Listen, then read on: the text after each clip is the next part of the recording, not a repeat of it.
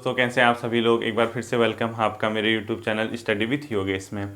आज आपके लिए जो सेशन है वो हिंदी की वीडियो का होगा और ये जो टॉपिक है खुद आप लोग देख लीजिए। हिंदी के टॉपिक की जो शुरुआत होती है आपके एग्ज़ाम के पैटर्न में, इसी से उसने टॉपिक की शुरुआत की है।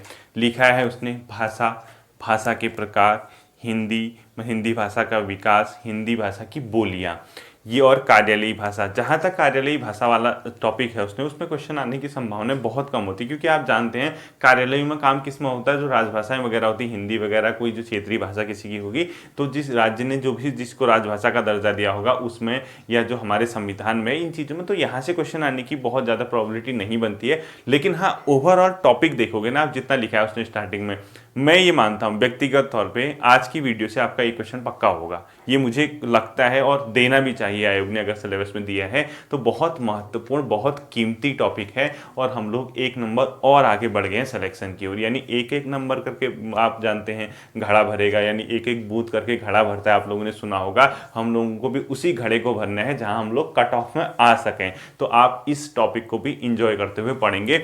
हेडिंग डाल लीजिए आप लोग, टॉपिक का नाम भाषा व भाषा के भेद। यानी पहला उसने क्या दिया है, भाषा व भाषा के भेद। हम पूरा इसको आज कंप्लीट कर लेंगे, भले ही थोड़ा सा आपके लिए लेंदी होगी। भाषा व उसके भेद, भाषा व उसके भेद, ठीक है। यानी आप लोगों को देखना है भाषा क्या होती है, इसके कितने प्रकार होते हैं, बेसिकली ये चीज़ें हमने देखनी है। अब आप जानते हैं वनडे एग्जाम है, तो स्वाभाविक सी बात है कोई भाषा की डेफिनेशन आपसे नहीं पूछने वाला है। भाषा क्या होती है, कैसे होती है, कुछ भी नहीं पूछेगा, ठीक है। अब आप जानते हैं हम लोग एक मानव समाज है, यानी हम ह्यूमन बीइंग हैं। यानी एक मनुष्य के लिए सबसे महत्वपूर्ण चीज़ क्या है, मनुष्य औरों से डिफरेंट कैसे है और जीवों से, क्योंकि उसके पास एक भाषा होती है जिससे वो आपस में कम्युनिकेट कर सकता है। यानी आपस में उनका कम्युनिकेशन होता है, संचार होता है, वो किसके माध्यम से सबसे ज़्यादा होता है, भाषा। भाषा ही नहीं होती तो आप कैसे समझ पाते कि मैं आपसे क्या कह रहा हूँ, या आप क्या मुझसे चाहते हैं, आप कैसे समझ पाते। तो भाषा का विकास, यानी भाषा मानव के जीवन में एक महत्वपूर्ण क्या है, पार्ट है, जो उसको क्या बनाती है, अन्य जीवों से, अन्य प्राणियों से डिफरेंट बनाती है। अब जहाँ तक भाषा की डेफिनेशन की बात आती है, परिभाषा की बात आती है, कुछ भी नहीं करना है आपको। आप ये मान के चलिए, जैसे हम जो मैं बोल रहा हूँ ना, अपने आप में क्या है, ध्वनि है, यानी आप सुन रहे हैं जिसको, अपने आप में एक साउंड है। अब साउंड जो होगा इसका कोई ना कोई प्रतीक होगा, यानी कोई ना कोई सिंबल होगा, यानी अपने आप में सिंबॉलिक होगी। यानी आप सीधे सीधे मान के चलिए भाषा क्या है, ध्वनि प्रतीकों की एक व्यवस्था है। यानी जो मैं बोल रहा हूं, जो आप सुन रहे हैं, वो ध्वनि है। अब इस ध्वनि की क्या होगी, प्रतीक होगी। यानी ध्वनि प्रतीकों की एक व्यवस्था, यानी ध्वनि के जो प्रतीक होते हैं, सिंबल होते हैं, सिंबल उनकी क्या होती है, एक व्यवस्था होती है, ठीक है। ध्वनि प्रतीकों की एक व्यवस्था होती है अपने आप में भाषा, जिसके तहत क्या हो सकता है, मनुष्य बोलकर व लिखकर स्पष्टता के साथ अपने विचारों को रख सकता है। यानी ध्वनि प्रतीकों की एक व्यवस्था जिसके तहत मनुष्य, यानी कोई भी मानव जीवन है, मानव है, जिसके तहत मनुष्य क्या कर सकता है, अपने आप में बोलकर, या तो क्या करेगा, स्पीक करेगा, बोलेगा, या लिखकर। जरूरी नहीं कि भाषा अपने आप में क्या हो सकता है, बोलकर ही हो, बोलकर या लिखकर अपने विचारों को क्या कर सकता है, स्पष्टता दे सकता है, उसको क्लियर कर सकता है चीजों को। यानी अपने विचारों को, अपनी चीजों को स्पष्टता के साथ क्या कर सकता है, दूसरों के सामने रख सकता है। यानी सीधे सीधे बात है, व्यक्ति ध्वनि प्रतीकों की एक व्यवस्था जिसके तहत मनुष्य बोलकर या लिखकर अपने विचारों को, यानी उसके जो थॉट्स होंगे, अपने उसके जो विचार होंगे, उनको क्या कर सकता है, हो स्पष्टता के साथ, यानी उसकी कोई ना कोई मीनिंग होनी चाहिए, चीजें क्या होनी चाहिए, स्पष्ट होनी चाहिए, स्पष्टता के साथ दूसरे व्यक्ति तक रख सकता है। यानी बोलकर व लिखकर अपने विचार स्पष्टता के साथ दूसरे व्यक्ति तक रख सकता है। यही अपने आप में क्या होती है, भाषा होती है, दूसरे व्यक्ति तक रख सकता है। सिंपल सी बात, ठीक है, रख सकता है, ये आप लोगों ने ध्यान देना है। इसी को क्या बोला जाता है, भाषा। भी कोई डेफिनेशन वगैरह पूछने वाला नहीं है, आपको ये पता होना चाहिए भाषा में ध्वनि के प्रतीक होते हैं, जो मैं बोल रहा हूँ इसके कोई ना कोई सिंबल होंगे, और उनको क्या करेगा, वो लिखकर या बोलकर या लिखकर अपने जो भी उसके दिमाग में आ रहा होगा वो दूसरे तक रख सकता है, और दूसरों की चीजों को खुद भी समझ सकता है। वो अपने आप में क्या होती है, भाषा होती है। इसके अलावा आपको कुछ भी इसमें ध्यान नहीं रखना है, ठीक है। याद रखना, भाषा हमेशा परिवर्तनशील होती है।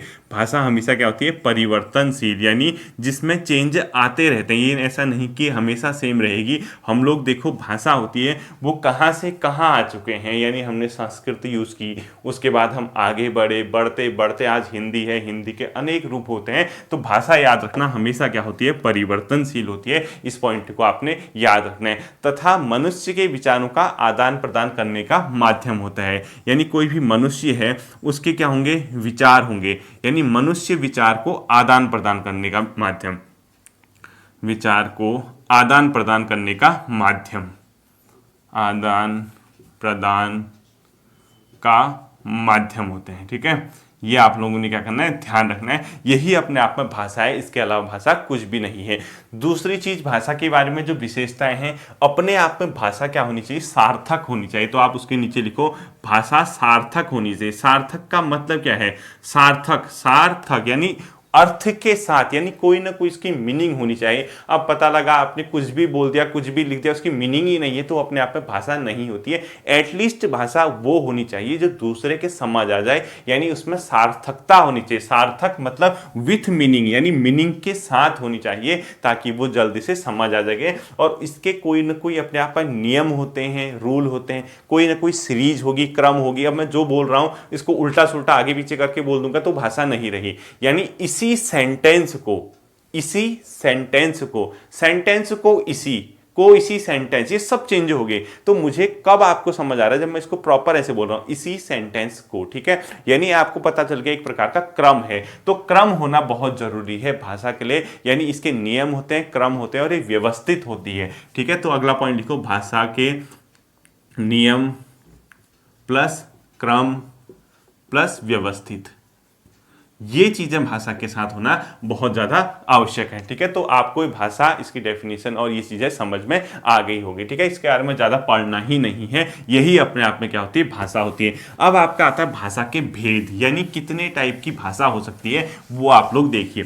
भाषा के जनरली 3 भेद बताए गए हैं। ठीक है, क्वेश्चन आएगा नहीं आएगा यहाँ से कोई पता नहीं है। तो भाषा के जो भेद हैं वो अपने आप में भाषा के कितने भेद बताए गए हैं, 3 भेद। एक को बोलते हैं लिखित भाषा में, पहला लिखो मौखिक भाषा, यानी मौखिक का मतलब जिसको आप बोल के अपने आप में समझा सकते हैं। ठीक है, यानी मौखिक भाषा अपने आप में क्या होती है, जिसमें आप बोल सकते हैं आपके अंदर साउंड। ठीक है, मौखिक रूप से। एक भाषा का भेद होता है लिखित, यानी आप उसको क्या करोगे, लिख के बताओगे, इसको बोला जाता है लिखित भाषा। और एक तीसरी होती है जिसको आप सांकेतिक बोलते हैं, यानी आपको इशारों के माध्यम से संकेत करने होंगे, सांकेतिक। ठीक है, तो जो आप अपने आप में मौखिक होती है वो क्या होती है, अपने आप में सबसे प्राचीन, यानी ये जो भाषा के भेद हैं, सबसे प्राचीन रूप कौन सा होता है उसका, तो अपने आप में कौन सा, मौखिक। तो इसको लिखो सबसे प्राचीन, क्या लिखोगे इसको, सबसे प्राचीन, पूरा लिखना है। ठीक है, यानी सबसे पुराना रूप होता है भाषा के भेद का। क्यों, क्योंकि जब कोई भी मनुष्य आता है, यानी छोटा सा बच्चा होता है, वो बोलना शुरू करता है, यानी वो लिखने से पहले बोलना शुरू करेगा, तो इसका मतलब होगा सबसे प्राचीन। तो भाषा के भेद में मौखिक सबसे क्या है, प्राचीन है। लिखित वाला जो है वो उतना प्राचीन नहीं है, आप समझ जाएंगे। लिखित मतलब लिखकर बोलने वाला, जबकि सांकेतिक में क्या होता है, हाव भाव दिखते हैं आपको, संकेत करेगा, इशारों से बताएगा, तो ये सांकेतिक होते हैं। ये भी आपको ज्यादा नहीं देखना है, आपको ये पता होना चाहिए कि सबसे प्राचीन कौन सी है, मौखिक होती है, और यही आपको याद रखना। और इसकी जो इकाई होती है, यानी इसकी यूनिट जो होगी, जैसे यूनिट होती है ना किसी चीज की, नापते हैं, इसको बोलते हैं ध्वनि। इसकी इकाई को क्या बोलते हैं, मौखिक भाषा की इकाई को क्या बोलते हैं, ध्वनि बोलते हैं। ध्यान रखना, उस ध्वनि से ही वो क्या बनती है, मौखिक भाषा का रूप लेती है। इतना ही आपको देखना है। अब आता है सबसे मेन चीज, जो जहां पे से क्वेश्चन आएगा, आप लोग हेडिंग डाल दीजिए, हिंदी भाषा का विकास, यानी हिंदी कैसे डेवलप होती है। आपके सिलेबस में उसने दिया है हिंदी भाषा का विकास, देखना, हिंदी भाषा का विकास, इसको थोड़ा सा ध्यान देने की जरूरत है। ठीक है, हिंदी भाषा का विकास, बहुत ज़्यादा परेशान होने की ज़रूरत नहीं है। और हम इसको कितना पढ़ेंगे, जितने आपके एग्जाम के हिसाब से इंपॉर्टेंट हो सकता। अब बताओ, बहुत ज़्यादा पढ़ाऊँ, संस्कृत पढ़ाऊँ, अपभ्रंश पढ़ाऊँ, प्राकृत पढ़ाऊँ, पाली पढ़ाऊँ, क्या करोगे बताओ। हिंदी भाषा का विकास दिया, एक सीरीज ही तो पूछेगा, हिंदी भाषा कैसे कैसे डेवलप हुई। इस चार्ट के माध्यम से उम्मीद करता हूँ आपके समझ आ जाएगा। सबसे पहले आपने इधर लिखना है संस्कृत, क्या लिखोगे, संस्कृत। ठीक है, यानी इन सब की जननी कौन सी है, संस्कृत है, यहीं से शुरुआत होती है। उसके बाद अपने आप में आता है पाली, क्या आता है, पाली। नेक्स्ट आता है अपने आपका प्राकृत, ठीक है, क्या लिखोगे अगला, प्राकृत लिखोगे, ठीक, प्राकृत। नेक्स्ट लिखोगे अपभ्रंश, अपभ्रंश लिखोगे, ठीक है, और लास्ट लिखोगे आप हिंदी। यानी आपने क्या लिखना है, संस्कृत, पाली, प्राकृत, अपभ्रंश और हिंदी के विविध रूप लिख दो या हिंदी लिख दो। इस प्रकार से हिंदी तक हम लोग पहुंचे।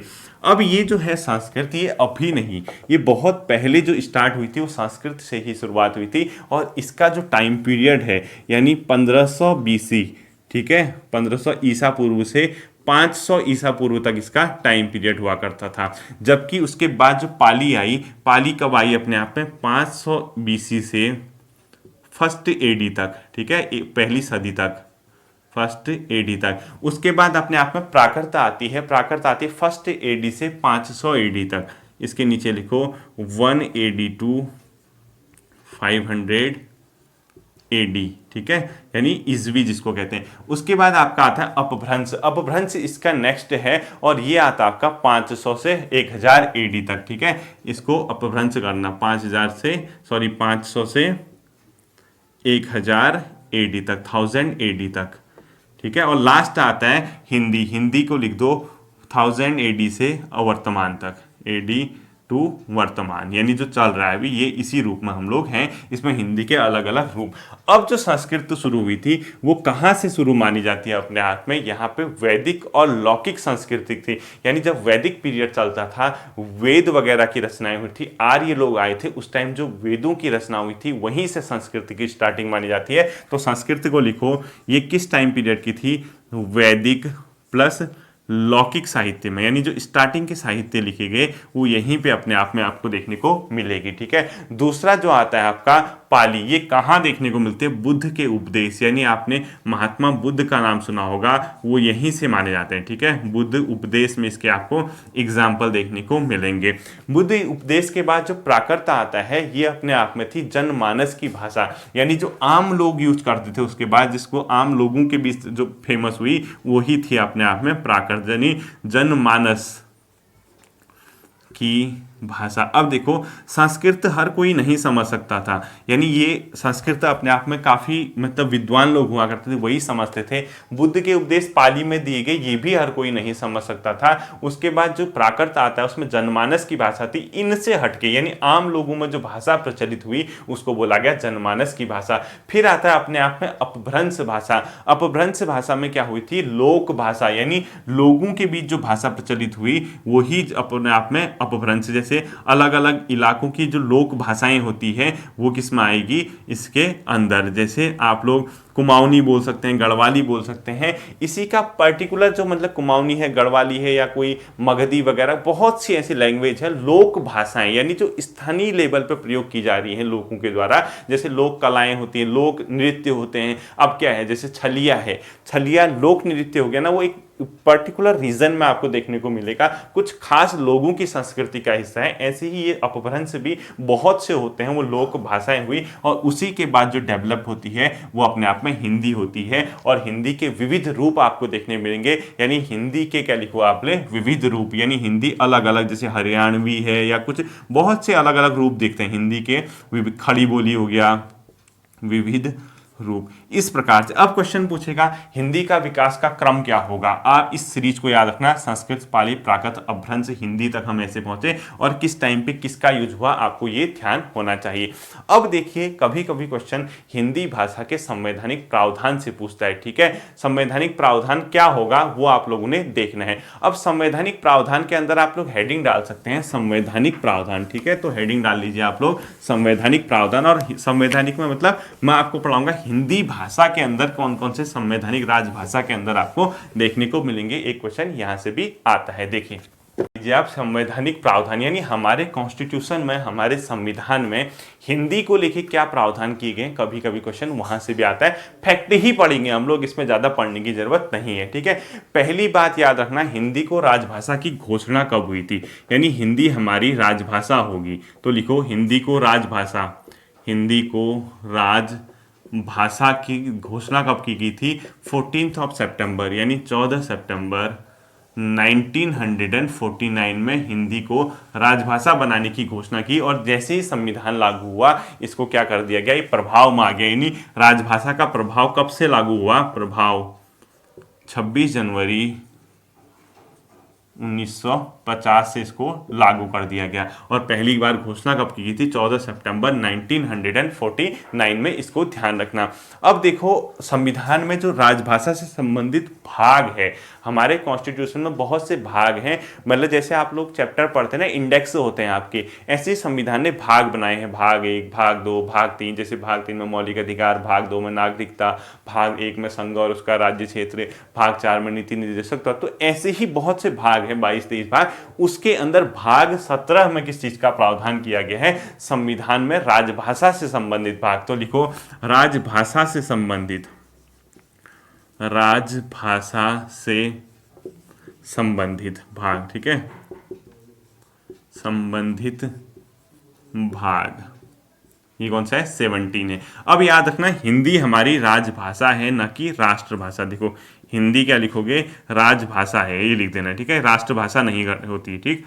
अब राष्ट्रभाषा और राजभाषा में क्या अंतर है, वो तो बहुत बड़ा टॉपिक है, उसको अलग से समझाया जाएगा कभी आपको। अभी मान के चलिए राजभाषा है, ठीक है, राजभाषा का मतलब ऑफिशियल वर्क वगैरह इसमें होंगे। पूरे राष्ट्र की भाषा को राष्ट्रभाषा बोलते हैं। जब पूरे देश में एक ही प्रकार की भाषा चलती है, अधिकांश लोग उसी को बोलते हैं और उसी में ऑफिशियल वगैरह वर्क होंगे, तो टोटली अगर ऐसा होगा तो फिर राष्ट्रभाषा के अंदर आ जाएगी। जबकि राष्ट्रभाषा नहीं है, ये राजभाषा है। राजभाषा का मतलब होता है जब आपके ऑफिशियल वर्क किसी में होंगे तो उसको आप राजभाषा के दर्जे के अंदर रख सकते हैं, और अधिकांश लोग भी उसको क्या करते हैं, बोलते हैं। तो ये अपने आप में राजभाषा है, और इससे संबंधित प्रावधान किस भाग में दिए गए, भाग 17 में, ठीक। अब कुछ संविधान से संबंधित आर्टिकल्स हैं। आर्टिकल क्या पता आप लोगों से पूछ दे, तो आप लोग कुछ आर्टिकल लिखना, ज्यादा नहीं लिखने की जरूरत नहीं है।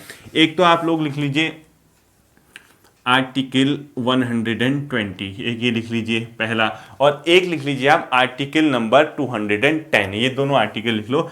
आएगा या नहीं आएगा, ये यहाँ पे से क्वेश्चन नहीं आएगा, मैं बताऊंगा आपको कहाँ पे से आ सकता है। 210 और 120। और एक लिख लीजिए आप आर्टिकल नंबर 343, ये इंपॉर्टेंट है, आर्टिकल 343, इसको इंपॉर्टेंट कर देना। एक लिख लो आर्टिकल 344, ये भी इंपॉर्टेंट कर देना। और एक आप लोग लिख लीजिए आर्टिकल नंबर 345 और आर्टिकल 348। क्या लिखोगे, आर्टिकल 345 लिख लो, और एक लिख लो आप आर्टिकल नंबर 348। क्या लिखोगे, इधर लिख देता हूं, ठीक है, या ऊपर लिख देता हूं आर्टिकल, आप उसी के नीचे लिखना 348।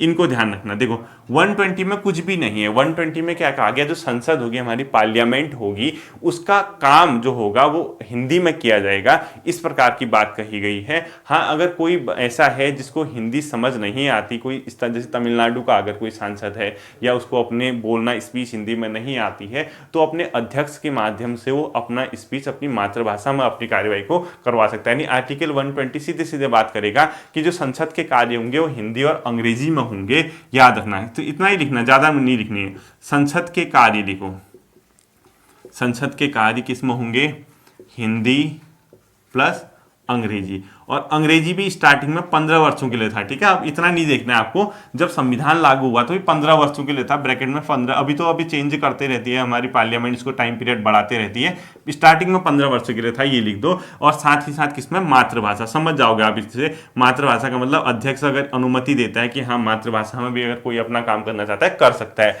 आर्टिकल 220, संसद की जगह विधानसभा, यानी जो राज्यों में होती है उसको बोलते हैं विधानसभाएं, ठीक है। विधानसभा के कार्य भी किसमें होंगे, हिंदी प्लस अंग्रेजी, ठीक है, सेम चीज है। और प्लस मातृभाषा, मातृ का मतलब जो कोई समझ नहीं रहा इसको वो कर सकता है। ये इंपॉर्टेंट है। आर्टिकल 343 क्या कहता है हमारे संविधान का, हमारी जो संघ की राजभाषा होगी वो हिंदी होगी, वो लिपि देवनागरी होगी। इसको मोस्ट इंपॉर्टेंट करना, ये कहता है कि संघ की राजभाषा, ऐसे ही लिखना है इसको, ये इंपॉर्टेंट कर देना, संघ की राजभाषा। यानी हमारा जो संघ है, केंद्र है, हमारा भारत संघ है, राजभाषा क्या होगी, हिंदी होगी, कॉमा लिपि क्या होगी उसकी, देवनागरी, देवनागरी, नागरी, ये आपको थोड़ा सा ध्यान रखना है। हमारी संघ की राजभाषा हिंदी होगी, लिपि देवनागरी होगी, ये 343 बताता है, इतना ही आपको जानना है। और ये भी स्टार्टिंग में क्या कहा गया था, जैसे 15 वर्ष के लिए इसके साथ जो है अंग्रेजी का हम लोग प्रयोग कर सकते हैं। मतलब जब संविधान बना था, इसने कहा था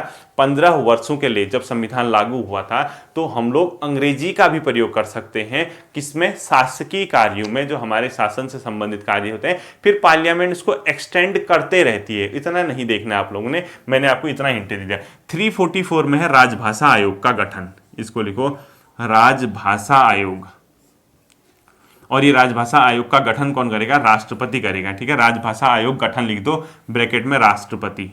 यानी आर्टिकल नंबर 344 ये कहेगा आपसे कि एक राजभाषा आयोग का गठन राष्ट्रपति कर सकता है। और ये राजभाषा आयोग क्या करेगा? हिंदी वगैरह हमारी राजभाषा जो है अधिकांश का प्रचार प्रसार करने के लिए रिकमेंड करेगा, अधिक से अधिक उसका यूज करने के लिए रिकमेंड करेगा। वो नहीं पढ़ना है आपको, सिर्फ इतना देखना है। अभी 344 में राजभाषा आयोग है। और आर्टिकल नंबर 345 में ये बताया गया है जो राज्य होंगे उनकी राजभाषा क्या होगी या राजभाषाएं क्या होंगी, यानी एक से अधिक भी हो सकती है। उत्तराखंड ने हिंदी के साथ साथ संस्कृत को उसने राजभाषा का दर्जा दे दिया है, तो याद रखना इसको। 345 का ही उसने यूज किया। इसमें कहा गया है कि राज्य की राजभाषा या राजभाषाएं क्या क्या होंगी वो बताएगा, ठीक है। राज्य अपनी राजभाषा, राज्य का मतलब यहाँ पे स्टेट से है, जो राज्य की राजभाषा, राज्य की राजभाषा प्लस राजभाषाएं क्या होंगी, ये कौन बताएगा अपने आप में? 345। और लास्ट है 348, इसमें क्या कहा गया? Supreme court plus high court की कार्यवाही इंग्लिश में होगी, की कार्यवाही किस भाषा में होगी? अंग्रेजी, इंग्लिश में लिख दो अंग्रेजी में, ठीक है। ये आपको याद रखना है। जो और ये कब तक होगी? जब तक पार्लियामेंट को चेंज ना करे। आप लोगों ने अभी भी देखा होगा हाई कोर्ट, सुप्रीम कोर्ट के वगैरह के जो भी डिसीजन और निर्णय अगर कभी पढ़ोगे उसको नेट वगैरह में, टोटल इंग्लिश में देखने को मिलता है। वो इसी का प्रयोग करता है आर्टिकल नंबर 348। ये थे आपके संवैधानिक प्रावधान। और इसके तहत याद रखना, एक जो मैंने आपको राजभाषा आयोग बताया है, इसके ब्रैकेट में लिखो प्रथम राजभाषा आयोग का गठन 1955 में किसकी अध्यक्षता में किया गया था? बीजी खरे की अध्यक्षता में, ठीक है। तो लिखो प्रथम राजभाषा आयोग का गठन लिख लेना एक, ठीक है। आप लोग यहीं पे लिख लो प्रथम राजभाषा आयोग का गठन, पूरा लिखना। प्रथम राजभाषा आयोग का गठन 1955 में किया गया था। इस पॉइंट को आप लोग ध्यान रखना। और इस 7 जून इसका क्या है? अपने आप में डेट है। और बीजी खरे की अध्यक्षता में, इसको लिख दो 7 जून 1955, बीजी खरे की अध्यक्षता में, यानी इसके अध्यक्ष हुआ करते थे बीजी खरे। अब आप लोग एक नेट से करना, राजभाषा अधिनियम कब पारित हुआ, कमेंट करके मुझे सेक्शन में बता देना। राजभाषा एक्ट कब बनाया गया था, सबको कमेंट करना है, ताकि ये पता चल जाए कौन वीडियो सही से देख रहा है, नहीं देख रहा है। अगली हेडिंग डाल लीजिए हिंदी की बोलियां। सबसे इंपॉर्टेंट चीज जहां से आपके गुरुजी को लग रहा है व्यक्तिगत तौर पे कि क्वेश्चन आने की प्रोबेबिलिटी है, आपका 1 नंबर और यहां से जुड़ जाना चाहिए, मैं ये मानता हूं। उसने सिलेबस में दिया है हिंदी की बोलियां। अब वो क्वेश्चन कैसे पूछते हैं इसका आइडिया मैं आपको दूंगा, और आपको क्या करना है इसका भी मैं आपको आइडिया दूंगा, ठीक है। देखिए, बोलियां और उपभाषा दोनों डिफरेंट चीजें, बोलियां और उपभाषा एक नहीं होती, इस चीज को आप लोग याद रखना। अब आप कहोगे सर इसमें क्या डिफरेंस है भी बोलियां और उपभाषा? बोलियां होता क्या है, लिखना नहीं है, ठीक है। बोलियां क्या होता है कि बोलियां एक सीमित क्षेत्र में बोली जाती हैं। यानी आप जैसे कोई चंबा का है, कोई जौनसार का है, कोई अपना जौनपुर का है, तो वो छोटे छोटे सीमित क्षेत्रों में बोली जाने वाली चीजों को बोलियां कहते हैं। जबकि उपभाषा, अगर कहीं पे कहेगा हिंदी की उपभाषा में बहुत बड़े क्षेत्र में बोली जाती है। और उपभाषा के अंदर बहुत ज्यादा क्या आ जाएंगे अपने आप में, उपभाषा के अंदर तो बहुत ज्यादा मतलब आपको देखने को मिलेंगी बोलियां। इस चीज को आप लोग ध्यान रखना।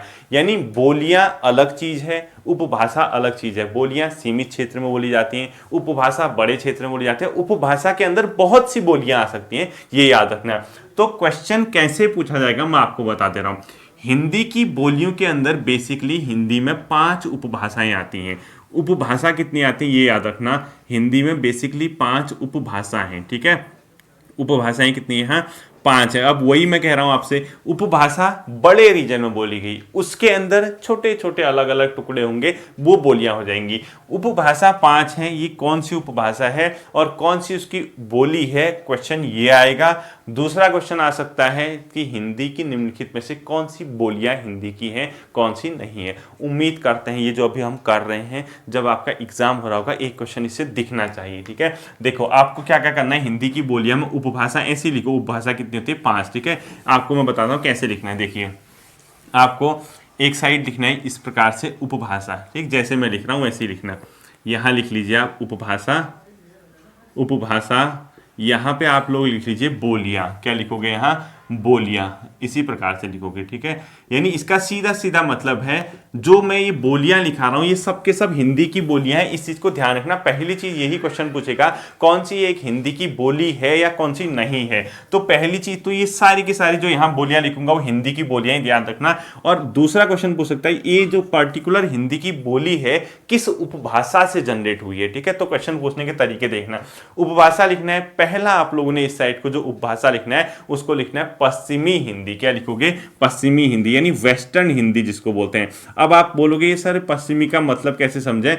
आप लोग जैसे मैप है ना, मैप में इन इलाकों को सर्च करना जो मैं बताऊंगा, ठीक, वहां जो बोली जाएगी पश्चिमी हिंदी बोली जाएगी। ये जो पश्चिमी हिंदी है इसका जो डेवलपमेंट हुआ इसका हुआ शौरसेनी अपभ्रंश से। और याद रखना हिंदी का विकास अपभ्रंश से ही है। अपभ्रंश के अलग अलग रूप हैं, सबके सब अपभ्रंश लिखा हो गया, अपभ्रंश के आगे कुछ लिखा होगा शौरसेनी अपभ्रंश है, कुछ है वो हिंदी का विकास है। ये हिंदी से पहले का चरण था जो लोक भाषा के रूप में आई, उसको बोलते हैं शौरसेनी अपभ्रंश। ठीक है, क्या लिखोगे इसका, शौरसेनी अपभ्रंश से, अपभ्रंश से, यानी ये सीधे सीधे ये कह रहा है कि हिंदी का जो विकास हुआ वो अपने आप में किससे हुआ, शौरसेनी अपभ्रंश से हुआ। अब पश्चिमी हिंदी के अंदर कौन कौन से आते हैं, मेन चीज आपका क्वेश्चन यहीं से आएगा। पहला लिखो खड़ी बोली, दूसरा लिखो हरियाणवी। क्या लिखोगे, पहला खड़ी बोली। क्वेश्चन नंबर 1 आपके पेपर में, खड़ी बोली हिंदी की किस उपभाषा का हिस्सा है। बेहोश मत हो जाना, पश्चिमी हिंदी लगाया ना, खड़ी बोली। ठीक है, और इसी खड़ी बोली को एक अन्य नाम से जानते हैं जिसका नाम है कौरवी। क्या है, कौरवी। हिंदी की कौन सी भाषा कौरवी नाम से भी जानी जाती है, हिंदी की कौन सी बोली को कौरवी भी कहते हैं। तो ध्यान रखना खड़ी बोली को क्या बोलते हैं, कौरवी, यानी कौरव से संबंधित शायद इसका नाम होगा। दूसरा आपने लिखना है हरियाणवी। क्या लिखोगे, हरियाणवी। सब किसका हिस्सा है अपने आप में, हरियाणवी, पश्चिमी हिंदी का। ठीक है, यानी हरियाणवी मतलब जो हरियाणा वगैरह में बोली जाती है वो भी। और इसी हरियाणवी का एक अन्य नाम है, इसको बोलते हैं बागरू। क्या बोलते हैं इसको, बागरू बोलते हैं, बागरू भी बोलते हैं इसको। ठीक है, हरियाणवी को।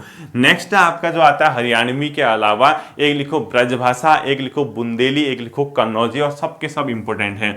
ब्रजभाषा लिखो पहला आप, दूसरा लिखो कन्नौजी, यानी कन्नौज के इलाके में। ठीक है, ब्रजभाषा प्लस कन्नौजी, कुछ ज़्यादा टफ नहीं है, नाम ही आपको पता होना चाहिए कि खड़ी बोली, हरियाणवी, ब्रजभाषा, कन्नौजवी के साथ साथ बुंदेली अपने आप में सब के सब क्या है, ये पश्चिमी हिंदी के। और इतना याद रखना बुंदेली ये सब के सब किससे हुए होंगे फिर डेवलप, शौरसेनी अपभ्रंश से, क्योंकि ये इसके अंदर आते हैं। ये देखो उपभाषा के अंदर अलग अलग बोलियां आती है, मैंने कहा नहीं बोलियां, ये खड़ी बोली एक रीजन में बोली जाती होगी, हरियाणा एक जगह ब्रजभाषा। अब देखो बुंदेलखंड साइड जो का इलाका होगा यूपी में, कन्नौज साइड ब्रजभाषा, अवध वगैरह, ये सब जगह में, अवध नहीं ब्रजभाषा जो है, ये सब अलग अलग इन इलाकों में ही बोले जाते। खड़ी बोली कहाँ बोली जाती है, जैसे मुजफ्फरनगर हो गया, सहारनपुर हो गया, या इसके अलावा आपका यूपी के अलग अलग रामपुर इलाका हो गया, मुरादाबाद का इलाका है, मेरठ का इलाका है, ये सब के सब जगह खड़ी बोली बोली जाती है, ध्यान रखना। ठीक है, हरियाणवी, ब्रजभाषा, बुंदेली, ये सब के सब किसकी बोली है। सबसे पहले क्वेश्चन पूछेगा हिंदी की बोलियों में से कौन सी एक हिंदी की है या नहीं है। ये सब के सब हिंदी की अपने आप में बोलियां हैं, और इनका जो विकास हुआ है वो है पश्चिमी हिंदी, मतलब पश्चिमी हिंदी उपभाषा के अंदर आती है। तो क्वेश्चन ये पूछेगा कौन सी पश्चिमी हिंदी का है, कौन सा नहीं है, इतना आपको ध्यान रखना ही रखना है, जो आपके एग्जाम की दृष्टि से इंपोर्टेंट हो सकता है। दूसरा लिखो पूर्वी हिंदी। क्या लिखोगे, पश्चिमी हिंदी की जगह पूर्वी हिंदी लिखना है आपको। ठीक है, सेकंड लिखोगे आप पूर्वी हिंदी, यानी ईस्टर्न पोर्शन पे जो हिंदी का पूर्वी हिंदी। जैसे आपने पश्चिमी हिंदी किया, अब आप लोग कर दीजिए पूर्वी हिंदी। अब पूर्वी हिंदी के अंदर अपने आप में क्या आपको लिखना है, जो आपको ब्रैकेट में लिखना है, अर्धमागधी से विकास। ठीक है, इसका विकास हुआ था अर्धमागधी से विकास, अर्धमागधी से विकास इसका हुआ था अपने आप में, अर्धमागधी से विकास। अब देखो इसके अंदर भी अपने आप में हिंदी की क्या आएंगी, और याद रखना सबके सब हिंदी की बोलियां जितने लिखा रहा हूं ये और इसके अलावा। ठीक है, इसके अंदर जो अपने आप में आता है 3 आते हैं बेसिकली, अवधी और इसके अलावा छत्तीसगढ़ी और बघेली। ठीक है, अवधी, छत्तीसगढ़ी और बघेली। अवधी, छत्तीसगढ़ी और बघेली, 3 लिखो। एक तो लिखो आप अवधी, दूसरा लिखो आप छत्तीसगढ़ी, क्या लिखोगे आप, छत्तीसगढ़ी, छत्तीसगढ़ी, ठीक है, छत्तीसगढ़ी में जो बोल जाए। एक लिखो आप बघेली।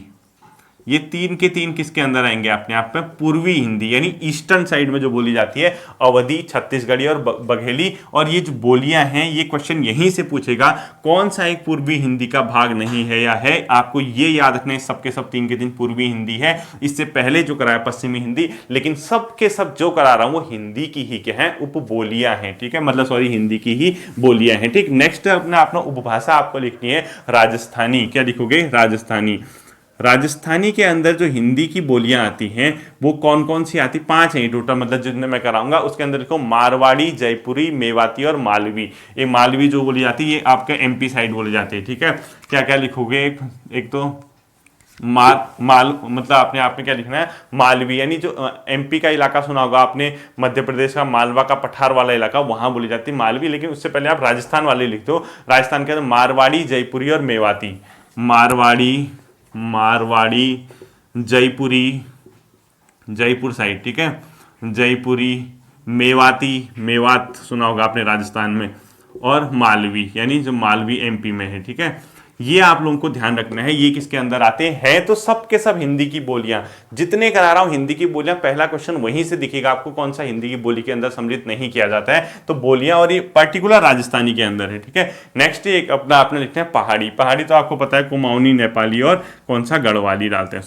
पहाड़ी उपभाषा के अंदर लिखो कुमाऊनी, जो कुमाऊनी आती है, प्लस गढ़वाली और प्लस नेपाली, ठीक है। ये 3 चीजें आपको पहाड़ी हिंदी की जो पहाड़ी उपभाषा है, पहाड़ी उपभाषा के अंदर जो बेसिकली आती है कुमाऊनी, गढ़वाली और नेपाली की इसके अंदर रखा जाता है, ठीक है। और अंतिम आता है आपको बिहारी हिंदी, यानी आज के दिन का अंतिम जो टॉपिक मतलब आपका पढ़ना है आपने, वो आता है आपका बिहारी हिंदी। यानी ये इसका जो विकास हुआ है, इसके ब्रैकेट में लिखो मगधी से इसका विकास हुआ है, यानी मगधी से इसका क्या हुआ है, विकास हुआ है। और इसके जो अंदर आपके आप में आएंगे वो आएंगे भोजपुरी, मगही और मैथिली। क्या क्या लिखोगे एक प्रकार से, भोजपुरी, मगधी और मैथिली, ठीक है। यानी क्या क्या लिखना है आपको, भोजपुरी लिखना है, मगही लिखना और मैथिली लिखना। मगही लिखना, मगधी तो ये तो मगधी इसके अंदर आएगा, ठीक है, मगही और मैथिली, मैथिली। ये आपका क्या था, हिंदी भाषा की बोलियों से संबंधित थी।